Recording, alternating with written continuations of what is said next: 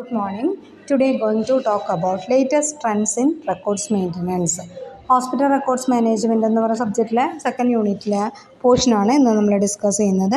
Latest trends. First വണ്ണാണ് cloud servers reign supreme. The primary and indispensable feature of cloud server is accessibility. Simply putting your documents on a virtual server and granting exclusive access to various parties with login details. Leaves over geographical and time boundaries. Cloud server എന്ന് പറഞ്ഞാൽ നമ്മളൊരു data അതിൽ enter ചെയ്ത് കഴിഞ്ഞാൽ ആ data cloud വഴി, അതായത് നമുക്ക് വൈഫൈ കണക്ഷൻ അല്ലെങ്കിൽ നെറ്റ് കണക്ഷൻ ഉണ്ടെങ്കിൽ നമുക്ക് എന്ത് ചെയ്യാം, എവിടെ ഓൺലൈനായിട്ട് എവിടെ ഇരുന്ന് വേണമെങ്കിലും ജോഗ്രഫിക്കൽ ബൗണ്ടറീസ് ഒന്നും കൺസിഡർ ചെയ്യാതെ തന്നെ എവിടെ ഇരുന്ന് വേണമെങ്കിലും നമുക്ക് ലോഗിൻ ID വെച്ചിട്ട് നമുക്ക് ആ ഡീറ്റെയിൽസ് ആക്സസ് ചെയ്യാനായിട്ട് പറ്റും. അതാണ് ക്ലൗഡ് സെർവർ എന്ന് പറഞ്ഞാൽ. പിന്നെ വരുന്നതാണ് കൊളാബറേഷൻ ഈസ് എവരിതിങ്. കൊളാബറേഷൻ എന്ന് പറഞ്ഞാൽ നമുക്ക് പ്രൊജക്റ്റിൻ്റെ മീറ്റിംഗ് കാര്യങ്ങളൊക്കെ കണ്ടക്ട് ചെയ്യാനായിട്ട് documents will not mistake repairable, നമുക്ക് തെറ്റില്ലാതെ നമുക്ക് ഡിസ്കസ് ചെയ്തിട്ട് കൃത്യമായിട്ട് ഡാറ്റകൾ എൻ്റർ ചെയ്യാനും കാര്യങ്ങളൊക്കെ ചെയ്യാവുന്ന ഡിഫറെൻറ്റ് പ്ലാറ്റ്ഫോംസ്, പ്ലാറ്റ്ഫോംസ് ഓൺലൈനായിട്ട് ഡിസ്കസ് ചെയ്യാനുള്ള പ്ലാറ്റ്ഫോംസ് യൂസ് ചെയ്യുന്നത്. നെക്സ്റ്റ് എൻഹാൻസ്ഡ് വർക്ക് ഫ്ലോ, അതായത് worked in large company before, മുന്നെയൊക്കെ വർക്ക് ചെയ്യുകയാണെങ്കിൽ നമുക്ക് ഡാറ്റ സ്റ്റോർ ചെയ്യാനും കീപ്പ് ചെയ്ത് വെക്കാനും ഒക്കെ ആയിട്ട് അതിൻ്റേതായിട്ടുള്ള ചില ബുദ്ധിമുട്ടുകളും കാര്യങ്ങളൊക്കെ ഉണ്ടായിരുന്നു. അത് ഓട്ടോമാറ്റിക്കായിട്ട് സ്റ്റോർ ആവുക, അപ്ഡേറ്റ് ചെയ്ത് പോവുക, അങ്ങനെയൊക്കെയുള്ള ബുദ്ധിമുട്ടുകളുണ്ട്. പക്ഷേ ഇപ്പോൾ നമുക്ക് വർക്ക് ചെയ്യുമ്പോൾ കുറച്ചും കൂടി ഓട്ടോമാറ്റിക്കായിട്ട് അത് അപ്ഡേറ്റഡ് ആയിട്ട് പോകും. അങ്ങനെയുള്ള ചേഞ്ചസ് ഓട്ടോമാറ്റിക്കായിട്ട് വരാനും കാര്യങ്ങൾ സിങ്ക് ചെയ്യാനൊക്കെ ആയിട്ട് കുറച്ചും കൂടി എളുപ്പമാണ്. അതാണ് എൻഹാൻസ്ഡ് വർക്ക് ഫ്ലോ എന്ന് പറയുന്നത്. ഇനി competition breed better service and prices. ഇനി affordability god sense to just but all largest multinational, അതായത് വലിയ വലിയ കമ്പനികൾക്കൊക്കെ ആണെങ്കിൽ അതിന് വേണ്ടി എക്സ്പെൻസ് മീറ്റ് ചെയ്യാം. നമ്മൾ അപ്ഡേഷൻ വരും എന്നുള്ളത് പറഞ്ഞിട്ടുണ്ടായിരുന്നു മുന്നേ, അതായത് ഹാർഡ്വെയറിലും സോഫ്റ്റ്വെയറിലും ഒക്കെ ചേഞ്ചസ് വരും എന്ന് പറഞ്ഞിട്ടുണ്ടായിരുന്നു. അപ്പോൾ അങ്ങനെ വരുമ്പോൾ വലിയ കമ്പനികൾക്കൊന്നും അത് പ്രോബ്ലം ഇല്ല. പക്ഷേ സാധാരണ ഒരുവിധമുള്ള കമ്പനികൾക്കൊക്കെ അതൊരു സിഗ്നിഫിക്കൻറ്റ് പ്രോബ്ലം തന്നെയാണ്. അത് അതിന് എക്സ്പെൻസ് ചിലവാക്കുക, അതിനുള്ള വാല്യൂ എന്ന് പറയുന്നത് ഒരു പ്രോബ്ലം തന്നെയാണ്.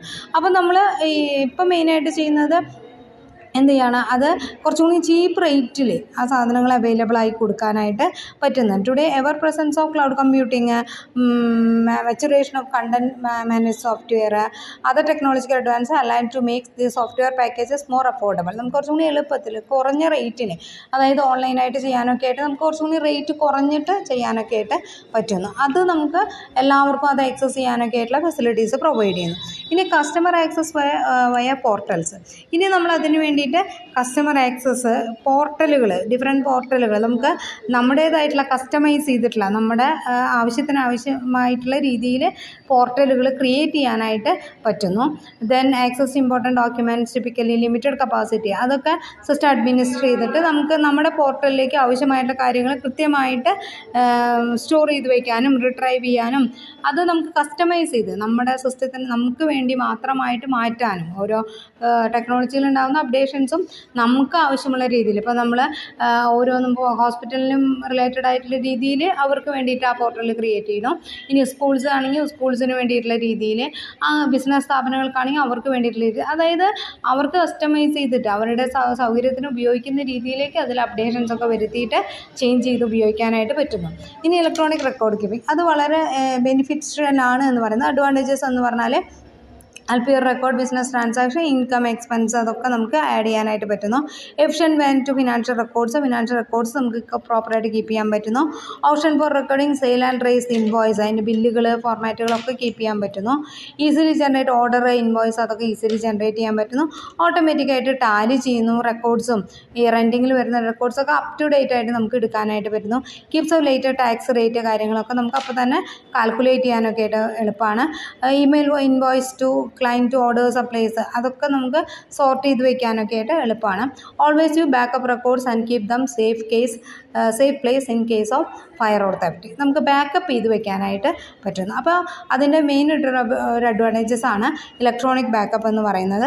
അതായത് നമ്മുടെ റെക്കോർഡുകൾ മുഴുവൻ എന്ത് ചെയ്യുന്നു, നമ്മൾ ബാക്കപ്പ് ചെയ്ത് നമ്മൾ ഡ്രൈവിലേക്കോ CD ഡ്രൈവിലേക്കോ അല്ലെങ്കിൽ പെൻ ഡ്രൈവ് അങ്ങനെയുള്ള ഫെസിലിറ്റീസ്, അതുപോലെയുള്ള സ്റ്റോറേജ് ഫെസിലിറ്റീസിലേക്ക് നമ്മുടെ ഓരോ ദിവസത്തെയും ഡാറ്റ ബാക്കപ്പ് ചെയ്യുന്നു, അല്ലെങ്കിൽ 1 മന്തിൽ അത് ബാക്കപ്പ് ചെയ്തിട്ട് സെപ്പറേറ്റ് ആയിട്ട് കീപ്പ് ചെയ്യുന്നു. അപ്പോൾ എന്തെങ്കിലും നാച്ചുറൽ ഡിസാർഡേഴ്സോ അല്ലെങ്കിൽ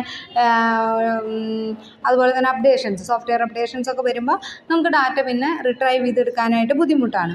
ചില ഡാറ്റകളൊക്കെ നമുക്ക് പിന്നീട് റിട്രൈവ് ചെയ്യാൻ ബുദ്ധിമുട്ടാണ്. അപ്പോൾ അതൊക്കെ നമുക്ക് ബാക്കപ്പ് ചെയ്ത് വെച്ച് കഴിഞ്ഞാൽ കൃത്യമായിട്ട് നമുക്കത് എടുക്കാനൊക്കെ ആയിട്ട് ഹെൽപ്പ് ചെയ്യണമെന്നുള്ളതാണ് പറയുന്നത്. പിന്നെ അതുപോലെ തന്നെ ക്ലൗഡ് ബാക്കപ്പ്. ക്ലൗഡ് എന്ന് പറഞ്ഞാൽ നമുക്കറിയാം ഓൺലൈനായിട്ട് നമ്മൾ ഡീറ്റെയിൽ റെക്കോർഡ് ചെയ്യുന്നതാണ്.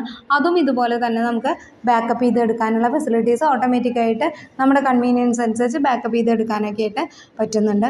അതും നമ്മൾ ബാക്കപ്പ് ചെയ്ത് ഓൺലൈനായിട്ട് ചെയ്യുന്ന കാര്യങ്ങൾ നമുക്ക് ബാക്കപ്പ് ചെയ്ത് വെക്കാനുള്ള ഫെസിലിറ്റീസ് ഇപ്പോൾ അവൈലബിൾ ആണ്. അപ്പോൾ നമുക്കത് വളരെ വലിയൊരു ബെനിഫിറ്റായിട്ടാണ് ബാക്കപ്പ് ചെയ്ത് വെക്കുക. നമുക്ക് എപ്പോൾ വേണമെങ്കിലും ഡാറ്റ റിട്രൈവ് ചെയ്ത് വെക്കാം. ചെറിയ ഫോർമാറ്റിലേക്ക് നമുക്കത് പെൻഡ്രൈവ് പോലെയുള്ള ചെറിയ ഗാഡ്ജറ്റിലേക്ക് അത് റിട്രൈവ് ചെയ്ത് വെക്കുമ്പോൾ നമുക്കത് കീപ്പ് ചെയ്യാനൊക്കെ ആയിട്ട് എളുപ്പമാണ്. Okay, thank you.